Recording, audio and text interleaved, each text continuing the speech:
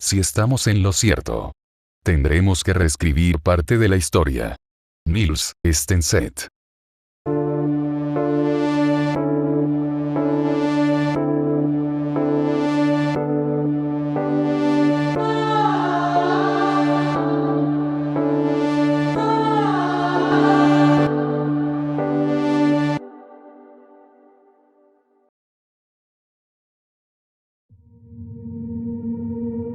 Desde hace más de 2 años, hemos vivido una de las situaciones más críticas para todo el mundo, algo que ha traído grandes consecuencias en muchos ámbitos de la vida. Políticos, económicos, sociales, culturales y demás, han sido alterados y perjudicados por la pandemia del COVID-19. Una de las pandemias que atacaron a millones de personas, perjudicándolas y acabando con las vidas de algunas. Pero esto no es nuevo, ya que en siglo XIV una pandemia más catastrófica invadió el continente europeo, llevándose consigo un aproximado de entre 25 y 30 millones de personas. Esta enfermedad se originó en Asia Central y fue llevada a Crimea por guerreros y comerciantes mongoles. Además, entró en Europa a través de Italia, transportada por ratas en barcos comerciales genoveses que navegaban desde el Mar Negro. A este punto, varias personas que conocen y se documentan para saber sobre la historia, sabrán a qué enfermedad me refiero. La peste negra.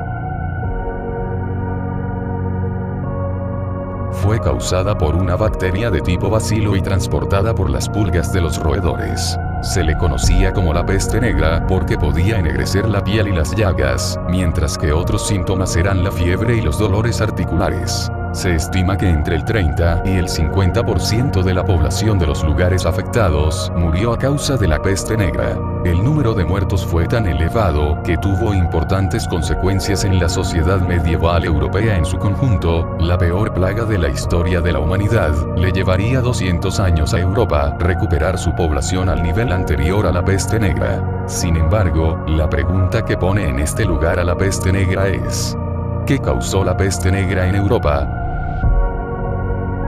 Por 400 años la epidemia apareció y desapareció matando a millones de personas. Siempre se creyó que las ratas negras fueron las responsables de que la plaga se estableciese en Europa, y que cada brote ocurría cuando las pulgas saltaban de un roedor infectado a un humano. Sin embargo, Stenset y sus colegas no creen que las ratas fueran las responsables. Tras comparar los récords de los crecimientos de los árboles de Europa, notaron que las condiciones climáticas no eran óptimas para un brote desencadenado por ratas. Stenset comentó: para ello se necesitan veranos cálidos, sin muchas precipitaciones.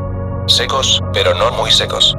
Miramos el amplio espectro de los índices climáticos y no hay relación entre la aparición de la plaga y el clima.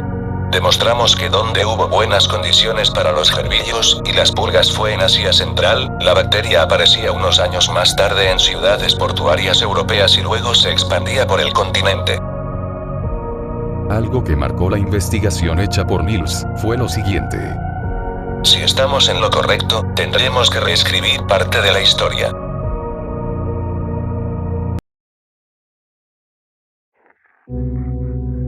Qué inconforme debes de estar con diferentes fuerzas políticas, para pararte enfrente del Parlamento y expresar la siguiente frase: todos pueden irse al infierno, yo me iré a Texas. La muerte de Davy Crockett. Así era Davy Crockett, un hombre aventurero e inconformista con todo aquello que no le pareciese en el Congreso. Luchó contra los indios Creek como miembro de la milicia de Tennessee, pero también se opuso a la ley del retiro indio. Después de perder en 1835 la reelección como congresista, expresó lo siguiente: le dije a la gente de mi distrito que les serviría tan fielmente como había hecho hasta ahora, pero en caso contrario, se pueden ir todos al infierno, y yo iré a Texas.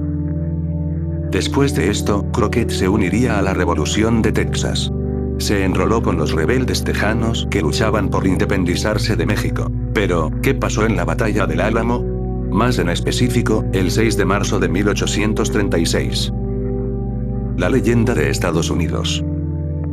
Cuando la batalla del Álamo estaba en su punto crítico, Crockett se defendía disparando hacia las fuerzas mexicanas, las cuales iban cayendo a sus pies. Sin embargo, Davy se quedó sin balas. En la desesperación y con la adrenalina a tope, Davy empezó a repartir culatazos a todo enemigo que se le cruzara, peleado hasta morir en manos de los mexicanos. La leyenda de José Enrique de la Peña.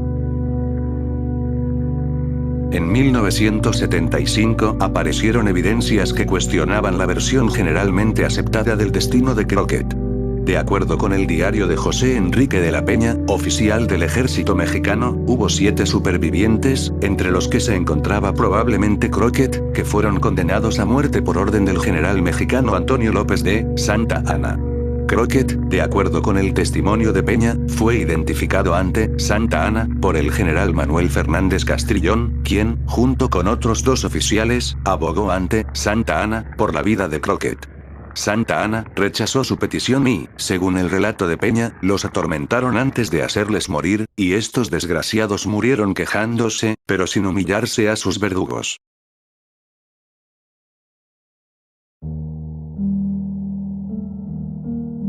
El caso Xitle.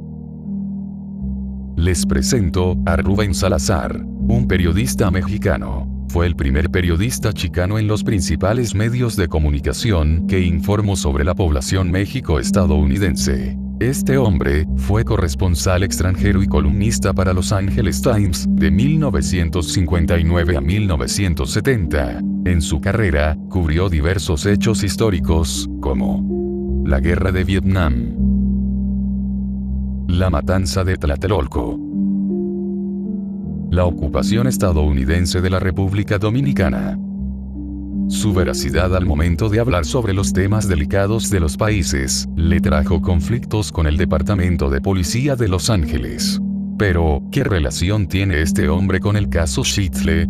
Rubén estuvo años investigando las relaciones políticas entre México y Estados Unidos, y se le reconoce haber asegurado los documentos de la relación entre la Universidad Nacional y Washington, alrededor de dicho caso. Su historia se remonta al lugar conocido como La Cantera, en los años 50 cuando se estaba construyendo lo que hoy es la emblemática ciudad universitaria. Mientras se realizaban los trabajos de construcción, un grupo de personas que se mantenían en sus labores se percataron de algo extraño.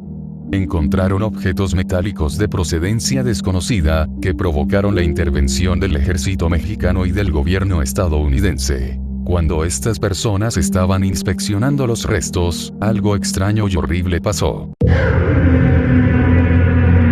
Un teniente del ejército llamado José Alfredo Carballo García murió fulminado por una ráfaga de luz, proveniente de uno de los objetos metálicos, al cual el militar se acercó para tocar sin precaución. El caso tomó un carácter ultra secreto, ya que se dice, también se encontraron algunas placas con inscripciones extraterrestres.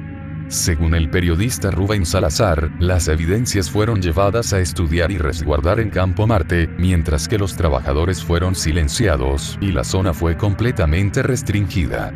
¿Qué pasó después de esto y por qué no hay mucha información al respecto?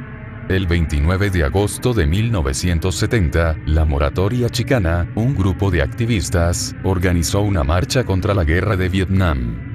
La policía les ordenó a los manifestantes que se dispersaran. En la cafetería cercana, de Silver Dollar, Salazar recibió el impacto de una bomba de gas lacrimógeno lanzada por ayudante del sheriff. Según el LAD, la muerte de Salazar fue un accidente, pero la indignación de la comunidad ante la muerte de Salazar fue mucho mayor por la lucha que estos tenían y también a los grandes trabajos de Salazar, con los cuales trataba de decir y dar a la luz la verdad de diferentes personas. Sin embargo, antes de la muerte de Salazar, este comentó que la policía le amenazó y pinchó los teléfonos de la casa.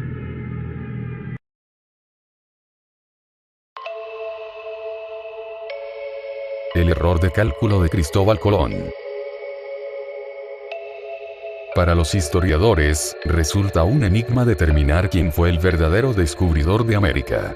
Es un hecho que no fue Cristóbal Colón el primer hombre en llegar a esta parte del mundo. De hecho, la historia de este explorador está plagada de mentiras y mitos que no hacen más que crear confusiones y desplegar relatos que nada tienen que ver con la realidad. Hablamos que mucho antes de su llegada, existieron asentamientos que reflejan que otras mujeres y hombres ya sabían de la existencia de esta porción de tierra. Colón llegó por un error de cálculo a América, pues su proyecto original era arribar a Asia, para encontrar nuevas rutas comerciales entre esa parte del mundo y Europa. Colón creía que la separación entre Europa y Asia era de 135 grados, cuando la cifra correcta es 229 grados, así que realizó su viaje siguiendo una ruta equivocada. Al tocar tierra creyó que, en efecto, había llegado a su objetivo original. Américo Vespucio, comerciante, explorador y cosmógrafo, fue quien sugirió en sus escritos que en realidad Colón había llegado a un continente nuevo.